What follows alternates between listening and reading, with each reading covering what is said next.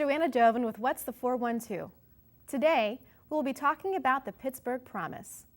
It's been almost 5 years since the idea of the Pittsburgh Promise Scholarship Program was announced by Mayor Luke Ravenstahl and former Pittsburgh Public School Superintendent Mark Roosevelt. At the time, the idea hoped to accomplish two big things. First, to grow the city's population by transforming the public school district into a place that families would flock to, not from, in order to educate their children. And second, to reignite the hopes and dreams of our young people by removing the financial barrier to higher education. In 2008, Jeffrey Romoff, UPMC President and CEO, made the Pittsburgh Promise possible with a $100 million challenge grant. Since then, with Promise Director Salim Gubril at the helm, the program has become the largest of its kind in the nation and helped over 3,000 young people pursue their dreams of higher education. With us today is Salim Gubril to talk about the Promise's successes. Recently, the community completed a 2-week graduation celebration that raised thousands of dollars and celebrated the first 4-year Promise graduates.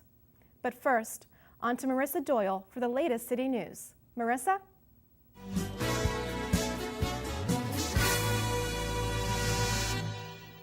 Thanks, Joanna. From the north side to the west end to the south side, paving continues throughout Pittsburgh's 90 neighborhoods. With an impressive $11 million invested in paving this year, the city is doubling the miles paved from last year. Mayor Ravenstahl encourages residents to remain updated on where and when paving will occur. The weekly paving schedules and the city's annual paving plan are now available at pittsburghpa.gov/DPW or by calling the mayor's 311 response line. The FBI has released Pittsburgh's newest crime statistics, and for the 6th year in a row, the city's crime rates have decreased to 40-year historic lows. At a recent event, Mayor Ravenstahl and public safety officials celebrated this milestone, urging residents to learn how they can help keep their community safe.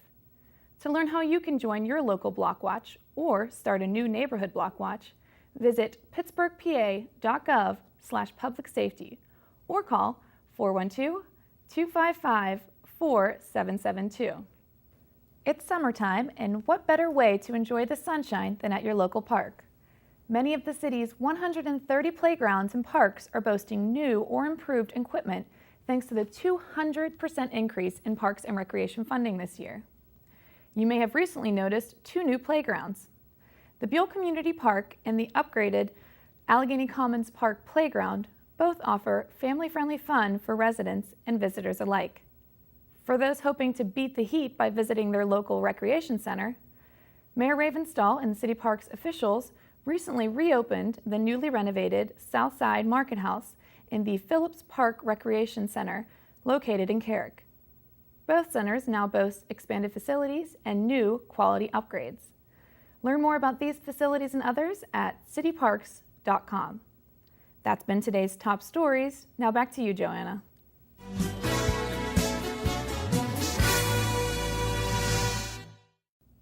Thank you, Marissa. And now we want to welcome Salim Gubril. He runs the Pittsburgh Promise Scholarship Program and has done a terrific job in making it successful. Thank you, Salim. Thank you, Joanna. Great to be with you. The Pittsburgh Promise is an amazing program.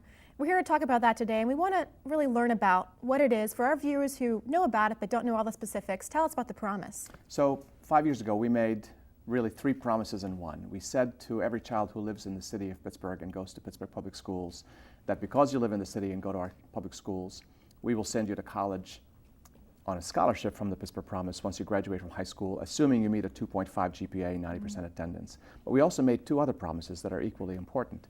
The other one is that we will transform the quality of public education in the city so that not only are we sending kids to college, but we're preparing them well for success in college. And then the third promise is about the quality of life in our neighborhoods, that our neighborhoods will become such attractive places to live and go to school that folks who live there will want to stay and those who don't live there will want to relocate.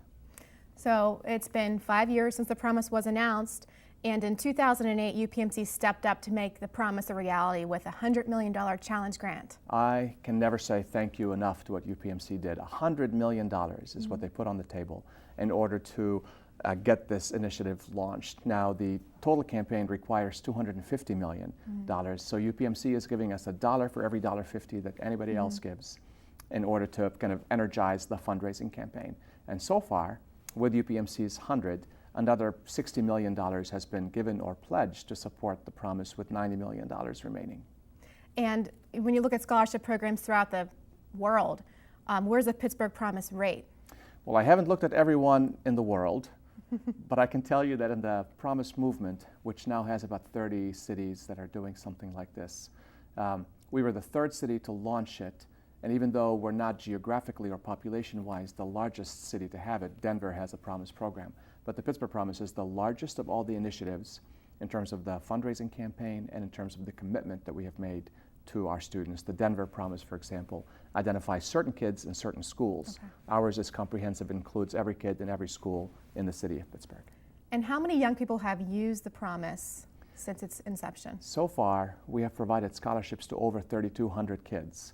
And it's likely that we will add to that another 800 every year. Of course, we'll be graduating some and then enrolling new ones.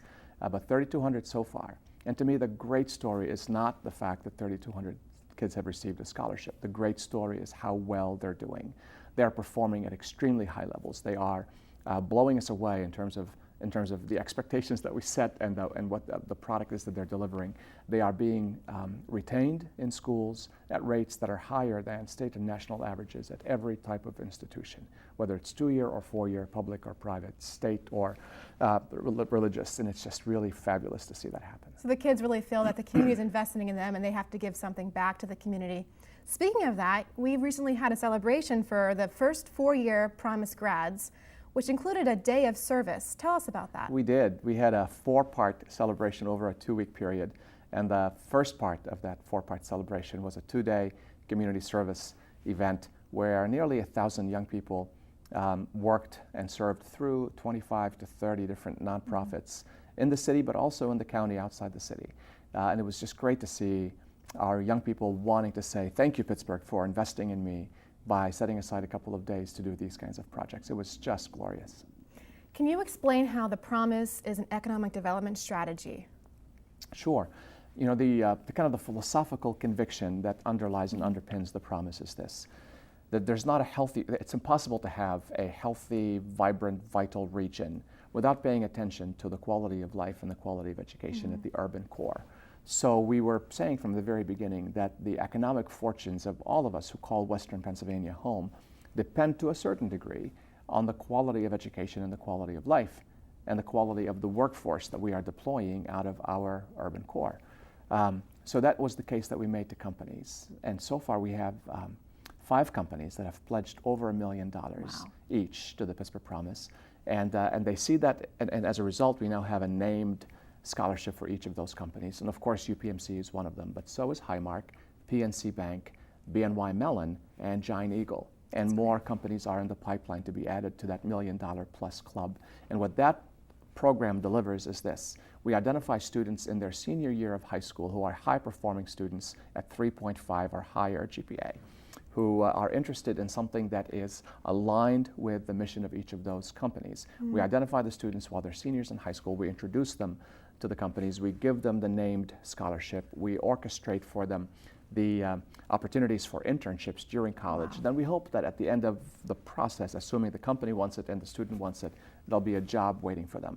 And that is to reach our third of the 3 strategic goals, which namely has to do with delivering and deploying a workforce that is ready and that will add diversity to our cities and regions' workforce. That's amazing because we have a lot of growing companies in Pittsburgh, PNC, UPMC, Highmark, you named them, but they need good employees to grow their companies, and they're investing in that effort. And that, to me, is what is maybe most strategic about the work that we're doing, and the fact that the companies see the importance of this, that really if we're going to have a vital region, we have to have a workforce that is not going to drain our resources, but contribute and expand our resources. So investing in the education of our urban kids in the city of Pittsburgh is an investment in the region's workforce, and therefore the economic benefit of all of us who call this home. And at the most basic human level of the Promise is the fact that we're really caring for our young people in Pittsburgh. And many kids who are using the scholarship would never have thought about going to college. And now they're transforming their lives. Absolutely. It has been transformative for dozens and dozens of kids. Now, I've had the privilege of knowing a few of them firsthand, where there's a bit of a personal relationship, and I delight in that, and I wish I could say that about all 3,200 of them. But I do know firsthand that it's been life-changing for dozens of kids. And now we're seeing kind of the ripple effect take place in terms of their younger siblings and their families and their neighborhoods. Talk to me about how the achievement level in the Pittsburgh Public Schools has improved since the promise. Sure. You know, the promise by itself would not be enough of an incentive for a parent to enroll their kids in a failing school. So the promise has to have a partner in Pittsburgh Public Schools that's absolutely committed to driving hard the reform agenda. And our superintendent, Dr. Lane, is absolutely committed. She is a fortress in terms of her commitment to ensuring that every one of our kids not just graduates from high school, but graduates from high school ready to go to college. Her line is that if a kid chooses not to go to college, that's fine, but my job is to ensure that they're college ready.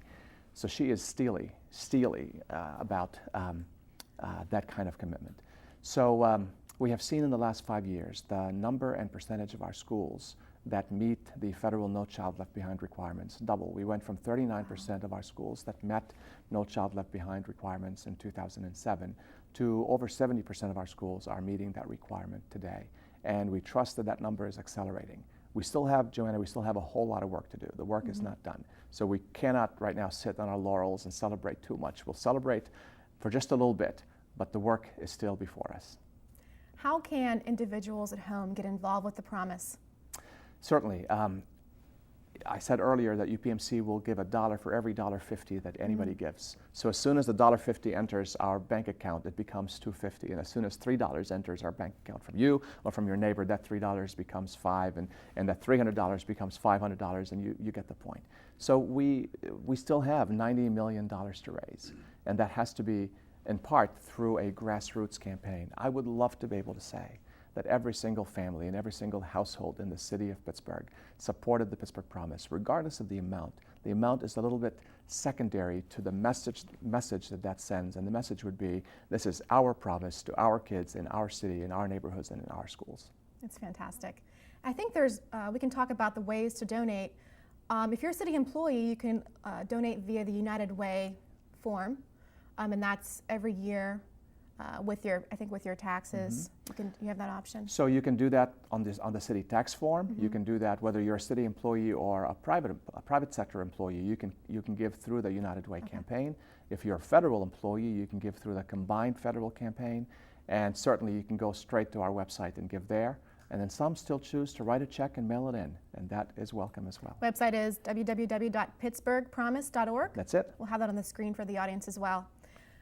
Finishing up, tell us where the promise is headed in the next year or two. Well, here's the kind of the big enchilada that we announced recently, and that is for this year's graduating class, graduating from high school, the class of 2012, the amount of the scholarship doubles from a maximum of $5,000 per year to a maximum of $10,000 per year. So a kid who just graduated from high school, assuming that he or she met the GPA and the attendance requirements and that they are choosing to go to school in Pennsylvania, they have a $40,000 or up to a $40,000 scholarship waiting for them. If a family has 3 kids, that's a $120,000 trust fund. Wow. I know of a family that has 6 kids, and they were in the process of moving, and they had a for sale sign in front of their house. And when they heard about the promise, the dad went outside, removed the for sale sign. He said, I get this. This is a trust. This is a college trust fund that now exists for my kids that I can't provide otherwise. Thank you for joining us, Salim. We really appreciate your time and the work you're doing for the Pittsburgh Promise and for this city as a whole. Thank you. Pleasure to be with you. Thank you. And now it's time for our Renaissance Roundup segment. As we all know, Pittsburgh is a city of beautiful neighborhoods. And so each show we will feature one of our city's 90 neighborhoods. Today, we are looking at Beechview.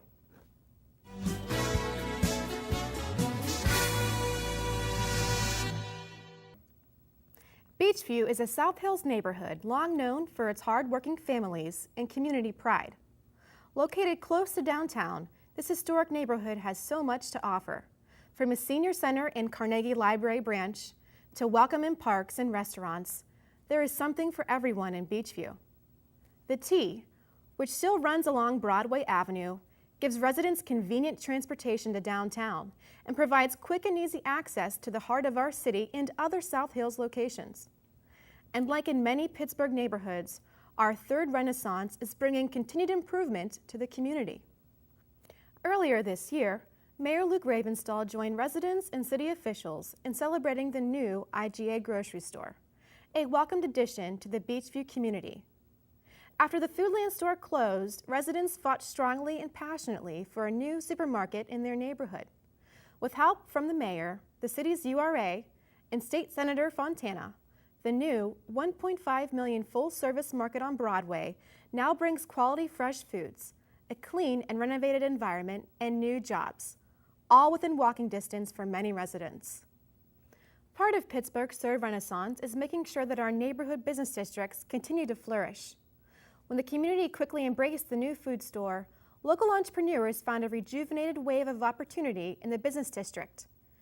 New businesses like Brew and the Crested Duck are enjoying startup success, while longtime businesses like Lenardi's Restaurante and Slice on Broadway are experiencing a boom in business. Across the board, things are looking up for Beechview. With a strong business sector comes a strengthened community. A great sense of community pride brings neighbors together to beautify and enrich their neighborhood. In partnership with Mayor Luke Ravenstahl's Green Up Pittsburgh program, a local group called Pretty Up Beechview coordinated, created, and now maintains a community garden that provides organic, urban gardening produce and horticulture education for local residents. Another gathering place for Beechview families is Venucci Park, a community playground that includes the city's first ever spray park. Installed in 2009, the spray park gives children of all ages and abilities a place to cool off and have fun in the summer months. With a top-of-the-line senior center, a spray park, a bustling business district, and beautiful parks, residents of all ages can enjoy great quality of life in family-friendly Beechview. This has been What's the 412? Be sure to check in next time to hear top stories about what's happening in your city.